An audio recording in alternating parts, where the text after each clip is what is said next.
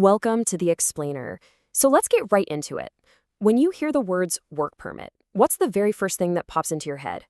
For a lot of folks on the job site, it kind of sounds like bureaucratic red tape, you know? Just a massive stack of paperwork standing between you and actually getting the job done. But today, we're going to completely flip that script. We're going to reveal why a work permit is actually your ultimate safety shield. It's a non-negotiable, heavily engineered system designed specifically to protect your daily operations and, most importantly, your life. Here's our roadmap for today. 1. What is a work permit? 2. Anatomy of a permit. 3. When do you need one? 4. The 7 types of permits. 5. High risk, hot and confined. And 6. Extreme danger, radioactive sources. All right, Section 1. What is a work permit? Officially, a work permit is a formal written document used to secure hazardous work and guide users to perform specific tasks safely. The really crucial point here is the emphasis on those 2 words, formal and secure. I mean, this isn't just a casual agreement or a quick verbal thumbs up from a manager. Not at all. It is a highly formalized system engineered to manage a specific degree of danger, and it basically acts as a step-by-step guide to keep you absolutely secure from start to finish. So why go through all this trouble? Well, this safety shield essentially has 3 true purposes. First, it exists to protect individuals, the equipment, overall production, and the environment from hidden dangers. Second, it aggressively restricts unapproved access to hazardous areas, which literally means if you don't have the permit, you don't get in, period. And third, it mandates the necessary personal protective equipment, or PPE. This whole system anticipates those invisible risks before you even step foot on the site, making sure that every single hazard has a corresponding countermeasure. Moving on to Section 2, Anatomy of a Permit. You know, a permit isn't just one single piece of paper. It's a layered collection of critical documents.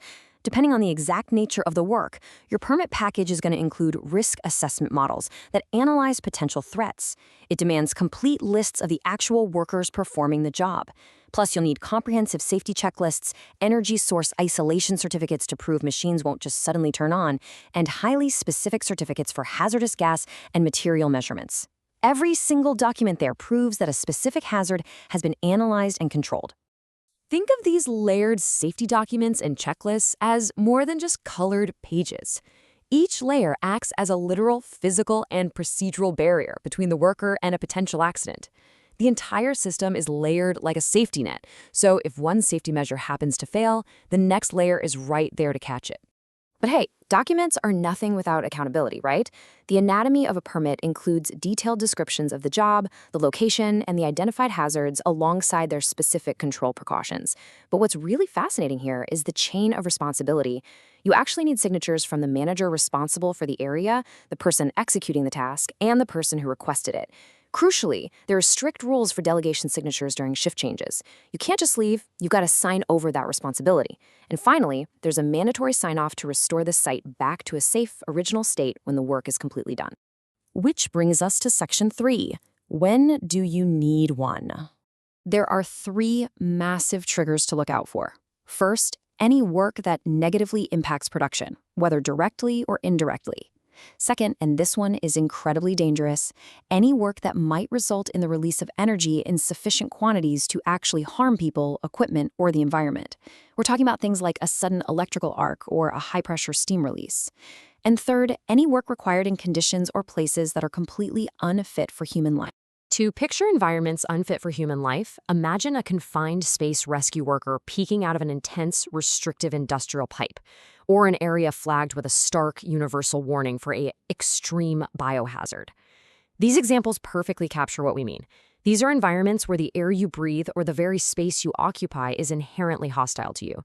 And it's exactly these invisible threats that make a rigorous permit system entirely non-negotiable. All right, Section 4, the 7 types of permits. The system generally breaks down into 7 core categories. We have hot work, cold work, and excavation. Then we move into the more specialized entries, like confined space entry, radioactive sources usage, and dangerous places entry. Finally, in some companies, they actually have a specific 7th permit for scaffolding competency. Grasping this whole variety really helps you understand how tailored these safety protocols actually are. One size definitely doesn't fit all here.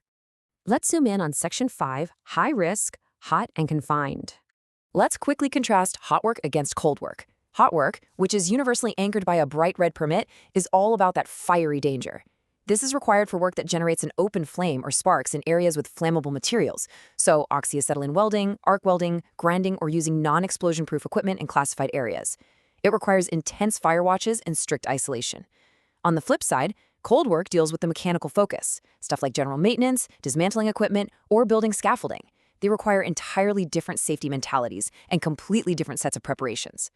Then we have the confined space permit, which is typically coded in blue or green. Because these spaces aren't designed for human occupancy, this permit demands continuous gas testing. And I mean, not just before you go in, but actively while you're working. But here is the critical, literal life-saving rule you've got to remember. This permit is automatically canceled the second your shift ends. No exceptions, no carrying it over. The environment inside a confined space can chemically change in minutes, so a new shift means a completely new safety assessment. Finally, Section 6, Extreme Danger, Radioactive Sources. When you see that universal radiation hazard symbol on a work site, the rules become incredibly uncompromising. Radioactive materials require the absolute most stringent oversight in the entire permit system, simply because the potential for catastrophic harm extends way, way beyond the immediate work area. Let's meticulously walk through this radioactive protocol because it is intense. Step 1, you've got to have proof of official registration and legal customs clearance for the radioactive element on site. Step 2, only exclusively certified workers holding a specific radiation permit are even allowed near the work. Step 3, the work has to be fully supervised by a dedicated radiation specialist who bears complete responsibility for the whole thing. Step 4, when it's not in active use, the source must be locked in a specialized, highly secure storage pit known in the industry as the graveyard, with the keys strictly controlled. And Step 5, an approved radiation emergency plan must be completely reviewed before a single piece of work even begins.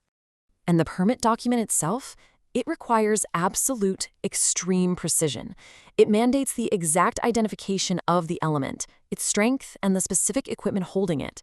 It requires mathematical calculations for a strict safety distance based entirely on that element's specific activity level. But honestly, perhaps the most traumatic yet completely necessary requirement is this. Before the radioactive source is even allowed to be removed from the graveyard, you must immediately evacuate all living things from the designated danger zone. That really drives home the sheer gravity of this system. So as we wrap up this explainer, I really want to leave you with a final thought to chew on. We've seen how meticulously these systems are designed to counteract risks, everything from simple equipment maintenance to dealing with highly radioactive sources. These aren't just dry rules printed on a piece of paper. They are a calculated living shield against catastrophe. So the next time you step onto a job site, you need to ask yourself, are you leaving your safety up to chance, or are you ensuring you have the exact right permit before your next shift begins? Your life might literally depend on the answer. Keep learning, stay safe out there, and I'll catch you on the next one.